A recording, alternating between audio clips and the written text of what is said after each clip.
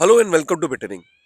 मैं आपको एक सिनेरियो से बताता हूँ कि अमेरिका इतना जो पावरफुल हुआ, जो उसके पास इतने पैसे हैं, तो उसकी वजह से वो इनोवेशन भी, एक्सपेरिमेंट भी दबा के करता है। इसको इस तरीके से समझो कि सपोज करो कि आपके पास 100 करोड़ रुपए पड़े हो, और एक आदमी है जिसके पास 10 करोड़ रुपए पड़े हो, और एक आदमी है जिसके पास 1 करोड़ रुपए पड़ा हो।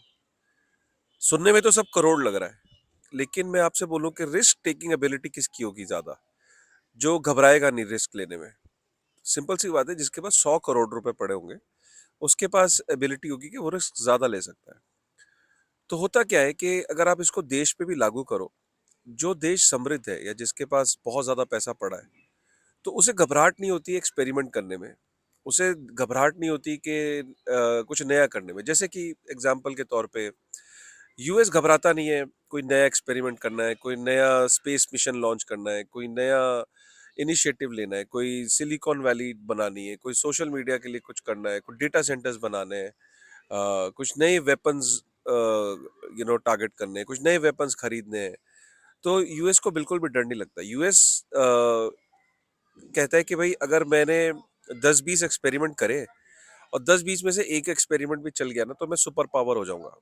तो तो बेसिकली क्या है कि ये जो 10-20 एक्सपेरिमेंट करने की जो क्षमता है, ये 10-20 एक्सपेरिमेंट करने की जो क्षमता है, ये इंश्योर करती है कि भाई यूएस हमेशा जो है वो गेम में आगे रहे। अब क्या अमेरिका के पास डे वन से पहले पैसे थे ऐसे इतने? अमेरिका के पास क्या पहले से पैसे थे इतने? नहीं। अमेरिका ने जो एक चीज करी, वो, अगर आप वर्ल्ड वॉर की हिस्ट्री उठाओगे तो वर्ल्ड वॉर उसने दुनिया को लड़ने दिया या दुनिया को लड़ाया, और दुनिया लड़ती रही। और दुनिया लड़ रही थी तो उसने बोला, अरे लड़ाई लड़ रहे हो तुम लोग, तो कोई हेल्प चाहिए? तो बोला, हाँ हेल्प चाहिए, आ जाओ हमारी साइड। और बोला, नहीं नहीं नहीं, मैं किसी की साइड नहीं आ रहा हूँ, बट वैसे कोई हेल्प चाहिए तो बताओ। तो बोला, यार हमारे पास, किसी को उसने वेपन दिए, किसी को उसने गाड़ियां दी, किसी को उसने सप्लाई दी, किसी को उसने खाना दिया, किसी को उसने कुछ दिया, और बदले में उन देशों की करेंसी नहीं ली। कितनी समझदारी की गेम है, आप देखिए। उसने कहा कि मुझे तुम्हारी करेंसी का क्या लेना, तुम तो आपस में लड़ रहे हो, तुम्हारी क्या वैल्यू रहेगी, मुझे क्या पता कौन किसका गुलाम हो जाएगा, मुझे क्या पता। मुझे भैया तुम्हारी करेंसी नहीं चाहिए। मैं तुम्हें सपोर्ट करने के लिए तैयार हूँ, मुझसे जो सामान चाहिए लो, मेरी कंपनियों से, मेरी कॉरपोरेशन से सामान लो, और मुझे लेकिन बदले में गोल्ड दो। गोल्ड के बदले में सामान देता था। कैन यू इमेजिन के उसने, ये समझ में आ गई थी उसको, अमेरिका को, कि अगर पूरी दुनिया में पावरफुल नेशन के रूप में उभरना है, सुपर पावर बनना है, तो मुझे इस पूरी दुनिया को डोमिनेट करना होगा। डोमिनेट करने के लिए मेरी करेंसी जो है वो पूरी दुनिया में एक रिजर्व करेंसी के तौर पे मैं इसे स्टैब्लिश कर दूंगा। रिजर्व करेंसी कोई रातों रात ऐसे थोड़ी ना बन जाती है कि किसी देश ने बोला कि मेरे पास आर्मी ज्यादा है तो मेरी रिजर्व करेंसी मेरी है। बेसिकली क्या है कि उसने अपनी करेंसी को, जो सबसे पहले हम जानते हैं कि 1971 तक तो गोल्ड स्टैंडर्ड पे ही चलती थी पूरी दुनिया, तो उसने कहा कि यार सबसे ज्यादा अगर गोल्ड मैं एक्यूमुलेट कर लूंगा तो मेरी करेंसी का सबसे बड़ा बोलबाला होगा, क्योंकि सबसे स्ट्रांग करेंसी मेरी होगी। तो उसने क्या करा, जब पूरी दुनिया को लड़ाया, पूरी दुनिया ने कहा मुझे सामान दे दे यार, उसने कहा सामान ले ले यार, लेकिन बदले में तेरी करेंसी नहीं चाहिए भाई, मुझे गोल्ड चाहिए। और 8400 या 8500 टन जो है वो वर्थ ऑफ गोल्ड आज के डेट में यूएस के पास है। दुनिया के चार अगले जो देशों को गोल्ड कंबाइन कर लो ना, तो सबसे नंबर वन अगर अमेरिका है, तो नंबर दो, नंबर तीन, नंबर चार पे अगर जो देश है, उनके उनके गोल्ड के को अगर आप टोटल कर लो, तो उनको टोटल कर जितना करोगे उसके बराबर का गोल्ड सिर्फ अकेले अमेरिका के पास है। अमेरिका को वो स्ट्रेंथ देता है गोल्ड। अब इमेजिन करिए, अब वो नई लीग में जा रहा है। अब वो बिटकॉइन को एक्यूमुलेट करने में लग गया है। इस टाइम दुनिया का सबसे बड़ा जो रिजर्व है, जो होल्डर है, वो बिटकॉइन का, वो अमेरिका है, अगर सारे देशों की गिनती की जाए। और अमेरिका के पास बिटकॉइन सबसे ज्यादा है। और अमेरिका का जो प्रेसिडेंट है डोनाल्ड ट्रंप, उसको भी ये गेम समझ में आ गई है कि धीरे धीरे जिस तरीके से यूएस की सिक्योरिटीज और यूएस की ट्रेजरीज को डंप कर रहा है चाइना, रशिया, और कल को कोई और देश मिलकर अगर ये करते हैं कि यूएस डॉलर को अगर वो डंप करते हैं, तो मेरे को यूएस डॉलर की स्ट्रेंथ को बनाए रखने के लिए मुझे गोल्ड के साथ साथ मुझे और चीज़ों की भी जरूरत चाहिए, और मुझे उसमें सबसे इंपॉर्टेंट जो लग रहा है वो बिटकॉइन है। बिटकॉइन का स्ट्रैटेजिक रिजर्व एसेट का अगर दर्जा दे दिया तो अगले 5 साल तक 1 मिलियन बिटकॉइन खरीदने हैं यूएस की गवर्नमेंट को, और 20 साल तक बेचने नहीं है, मतलब 5 साल तक खरीदने और 20 साल तक बेचने नहीं है।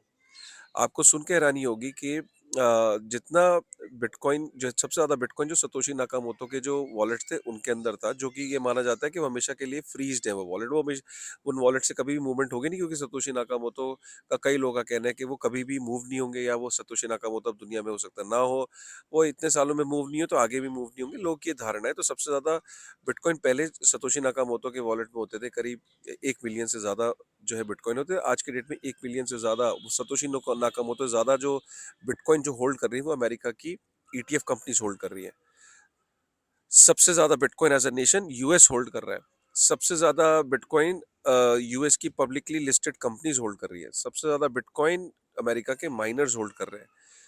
तो अमेरिका इतना बड़ा विशाल होल्डर होता जा रहा है, चाहे अपनी कंपनीज के द्वारा, ईटीएफ्स के द्वारा, कि पूरी दुनिया जैसे वर्ल्ड वॉर में लड़ रही थी, वर्ल्ड वॉर वन में, वर्ल्ड वॉर टू में लड़ रही थी, एक दूसरे का गला काट रही थी, एक दूसरे से लड़ाइयों में बिजी थी, और अमेरिका मजे ले रहा था। आज सिमिलरली आज अमेरिका फिर से मजे लेने लग गया, और पूरी दुनिया सो रही है। और पूरी दुनिया जब जगेगी ना, तब तक बहुत देरी हो जाएगी। मेरा ये वीडियो बनाने का मकसद, आप सोच रहे हो कि सर आपको कौन सुन रहा है। यार मुझे नहीं पता मुझे कौन सुन रहा है, लेकिन मैं चाहता हूँ कि भारतवर्ष में शायद कोई सुन ले और ये सीखे कि अमेरिका, जिस तरीके से अमेरिका को पावरफुल किया world war one, world war two के इवेंट्स ने, आज वो पूरी दुनिया को लड़ा के खुद बिटकॉइन को अकोमुलेट कर रहा है।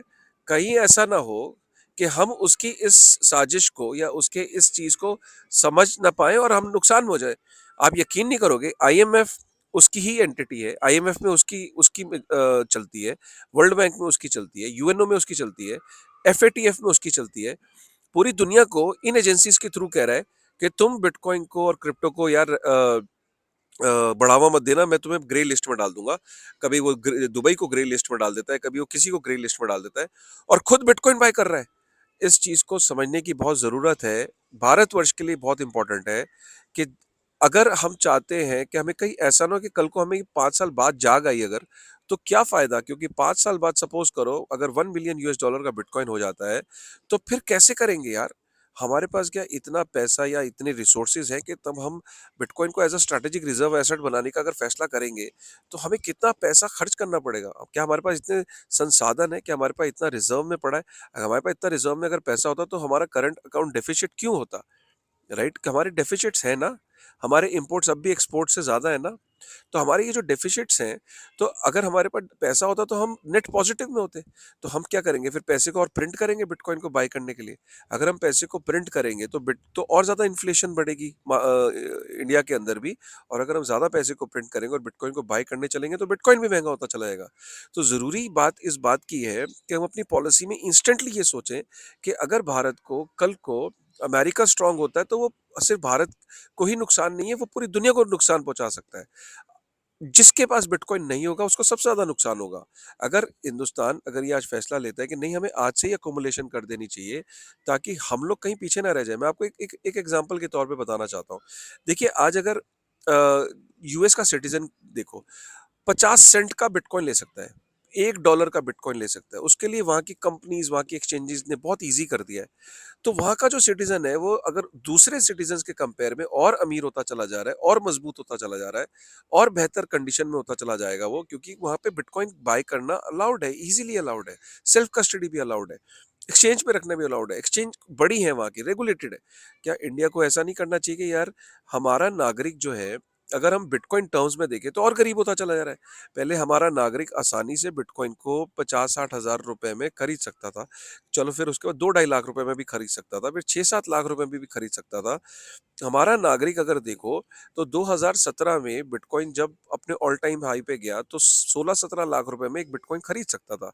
लेकिन लेकिन आज अगर हम देखें 7 साल बाद, 7 साल बाद एक बिटकॉइन जो है, जो 7 साल पहले 16 लाख रुपए में हमारा नागरिक खरीद सकता था, आज वो हिंदुस्तानी नागरिक जो है 7 साल बाद जो है वो 90 लाख रुपए का एक बिटकॉइन खरीदना पड़ेगा। तो इन टर्म्स ऑफ बिटकॉइन अगर हम देखें तो वो नागरिक गरीब हो गया ना। और हमारा नागरिक अमेरिकन नागरिक के सामने गरीब हो रहा है।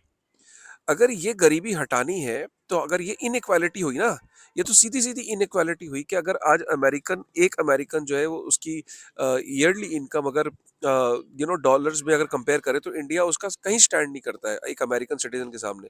कल को ये गैप और बढ़ना है, कम नहीं हो रहा है, क्योंकि वहाँ के सिटीज़न को बिटकॉइन अलाउड है बाय करना। मैं सिर्फ यहाँ पे कह रहा हूँ कि हम इस स्थिति को निपटने के लिए इस पे कोई जल्दी पॉलिसी बनाएं, इस पे सोचें, विचार करें कि हमारा देश जो है उसको प्रोग्रेस करने के लिए मैं ये नहीं कह रहा हूँ कि सिर्फ बिटकॉइन अकेली चीज़ है, और भी बहुत सारी चीज़ें हैं, टेक्नोलॉजी है, स्टार्टअप्स हैं, बहुत अच्छा है हमारा इकोसिस्टम जो ग्रो कर रहा है, हमारा स्टॉक मार्केट्स ग्रो कर रही है, वर्ल्ड की दूसरी सबसे बड़ी स्टॉक मार्केट है, सब कुछ है। लेकिन बहुत लंबे समय तक अगर हमें इस कॉम्पिटिटिव एडवांटेज में बड़ा होना है साइज में अमेरिका को या और दुनिया के और देशों में से अगर टक्कर लेनी, क्योंकि हर देश के अंदर अब बिटकॉइन को लेने की चर्चा बढ़ती चली जा रही है, और हर देश के अंदर एक एक ये विषय चाहे पुतिन हो, चाहे दुनिया के बड़े बड़े देश हो, वो इसके बारे में चर्चा कर रहे हैं, पॉलिसी बना रहे हैं। अगर मैं बात करूं जैसे चेक रिपब्लिक के अंदर 3 साल से ज़्यादा अगर आप बिटकॉइन को होल्ड करते हो तो अब आपको टैक्स नहीं देना है चेक रिपब्लिक के अंदर।